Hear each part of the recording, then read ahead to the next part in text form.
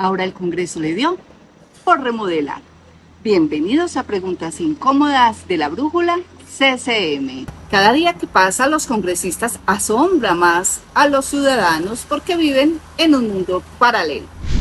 El país pasa por una terrible crisis económica. No hay recaudación de impuestos porque el aparato productivo se detuvo. El pago de la deuda externa por primera vez en más de 100 años está a punto de incumplirse y los padres de la patria se reúnen para intentar mejorar las condiciones laborales de sus subalternos. La directora del DAPRE, Laura Saravia, ante la imposibilidad de que en el Senado y la Cámara les fueran aprobado el presupuesto general de la Nación por 523 billones de pesos, invitó a manteles a los miembros de las comisiones tercera y cuarta del Congreso de la República para ver si era posible llegar a un acuerdo en el que se dieran en su intención de querer hacer recortes y se aprobara todo el monto, como lo deseaba el ministro de Hacienda. Para hacer una mayor claridad sobre el asunto que hoy nos concierne, la aprobación del presupuesto consta de varios pasos. El primero es la aprobación de un monto, el cual consiste en que se determina un valor a secas. El gobierno nacional pidió 523 billones de pesos. Unos congresistas piensan que debe de ser 511 billones y otros algún valor intermedio. El segundo paso consiste en determinar cada uno de los rubros que componen ese presupuesto, tanto para la defensa, tanto para la salud, tanto para las Fuerzas Armadas, etcétera, llegando a la cifra aprobada, que se regirá para el año siguiente. Resulta que a los congresistas que no le aprobaron el presupuesto general de la Nación al ministro Ricardo Bonilla les brotó la flor de querer ser buenos empleadores y que sus unidades de trabajo legislativo están muy estrechos, prácticamente hacinadas en pequeñas oficinas que les adjudicaron dentro del Congreso de la República. Es por ello que necesitan la construcción de una nueva sección del Capitolio para las oficinas en donde hoy quedan los parqueaderos por un valor insignificante de 120 mil millones de pesos. Oye, y no son los mismos de toda la vida, o sea, los mismos que siempre han trabajado, las mismas cantidades de personas. Se le preguntó en una cadena radial al presidente de la Cámara de Representantes, Jaime Raúl Salamanca, sobre la construcción y por ahí derecho, que si esa no era la forma de malversar fondos para beneficiar a algunos congresistas en particular.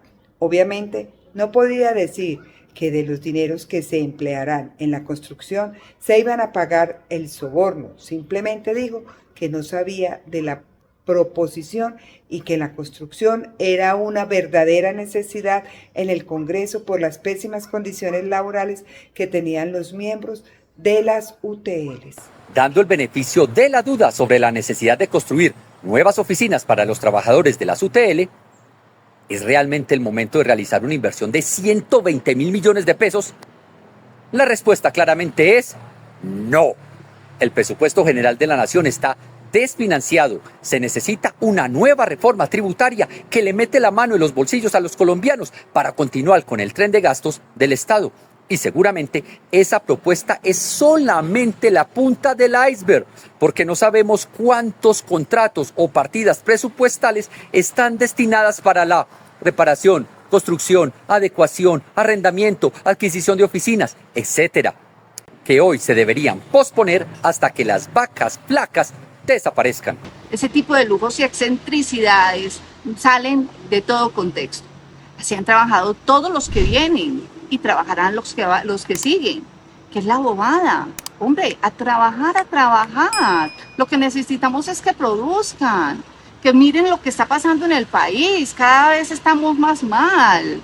No dónde se sientan, en qué se montan, cómo van, cómo vienen. No, necesitamos es que realmente se den cuenta cuál es la situación en que van a dejar este país ahora que ustedes salgan. La pandemia nos enseñó que los medios virtuales llegaron para quedarse. La mayoría de los trabajadores de las UTLs pueden desarrollar sus funciones perfectamente de manera remota y reunirse de manera presencial cuando sea absolutamente necesario.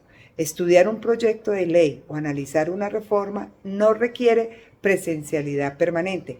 Así que si el problema es de hacinamiento, los jefes pueden combatir de manera temporal ese inconveniente.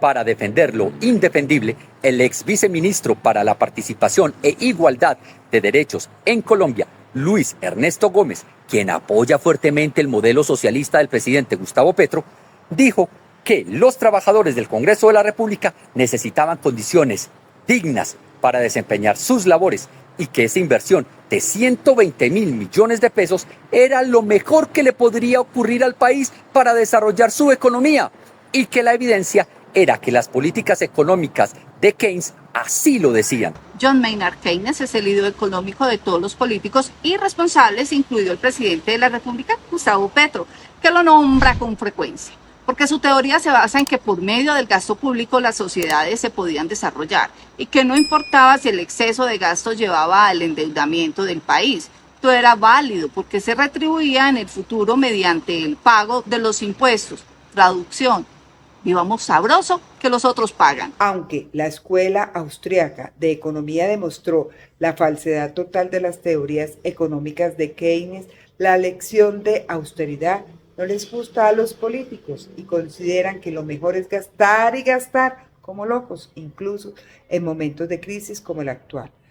Pero, suponiendo por un instante, a sabiendas que la teoría de Keynes es un desastre, que el Estado debe hoy construir instituciones para desarrollar al país. ¿Por qué gastarse 120.000 millones de pesos en una nueva ala del Congreso de la República? ¿Será que es más importante que las UTLs no se sientan hacinadas en vez de construir jardines infantiles, escuelas, colegios, universidades, en donde hay espacios para más de 50 niños en un solo salón y que el tablero les queda a muchos metros, lo que les impide ver lo que escribe el profesor? ¿Será que el país no tiene necesidad de nuevos hospitales, clínicas, centros de atención primaria en donde todos los días se ven los pasillos de emergencias y cuidados intensivos con pacientes durmiendo en sillas o en el suelo porque no hay capacidad? Hombre, ¿por qué no van y visitan los hospitales, las clínicas? ¿Por qué no van y miran la situación en tantos países? Recuerden lo que a muchos les he contado, pero nadie escucha, lastimosamente. ¿Será que el país tiene suficientes torres de energía o acueductos o alcantarillados o zonas de depósito de escombros y basuras y por ende es mejor destinar 120.000 millones de pesos en oficinas para los congresistas? No hay derecho. Señores congresistas, en general, les hago una pregunta. Y esto aplica también para concejales, diputados, alcaldes, gobernadores, todo el que quiera. ¿Hace cuánto ustedes no llegan de sorpresa a unas urgencias? ¿Hace cuánto ustedes no las visitan en la noche? A las 10 de la noche es muy buena hora para ir. Qué rico que el de Risaralda visitara con familiar tipo 10 de la noche y entrara por urgencias, no por donde entran los otros, no por urgencias. A ver, gobernador de Risaralda, alcalde de Pereira, lo invito. Acá en Antioquia también hay lugares donde podemos ir. Mira a ver cómo estamos los del Hospital General, cómo está la León 13.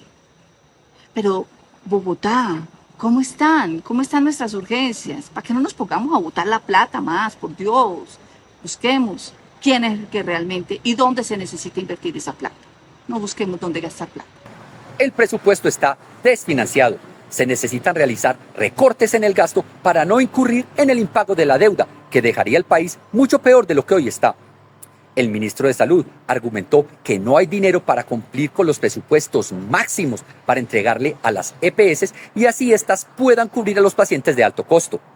El ministro de Minas dice que no hay dinero para pagar la opción tarifaria, que fue lo que llevó a la quiebra a la empresa Aire. El ministro de Vivienda dice que no hay recursos para otorgar los subsidios de compra de vivienda para el año entrante. ¿Y qué es lo que están pensando los congresistas? En la remodelación del Congreso, de donde muy seguramente podrán salir muchas partidas y engrasar muchas maquinarias con 120.000 millones de pesos. Porque vamos a ser claros, esa es la forma que parece que están negociando para que el Congreso pase la reforma tributaria y apruebe el presupuesto general de la nación por 523 billones de pesos. Llegó el momento de ustedes. Díganos qué piensan sobre la necesidad de la remodelación del Congreso de la República. Los leeremos en los comentarios. Si te gusta el video, darle like y comparte para que llegue a otros usuarios. Importante suscribirte al canal y activar la campanita de las notificaciones para que no te pierdas ninguno de nuestro contenido. Hasta pronto.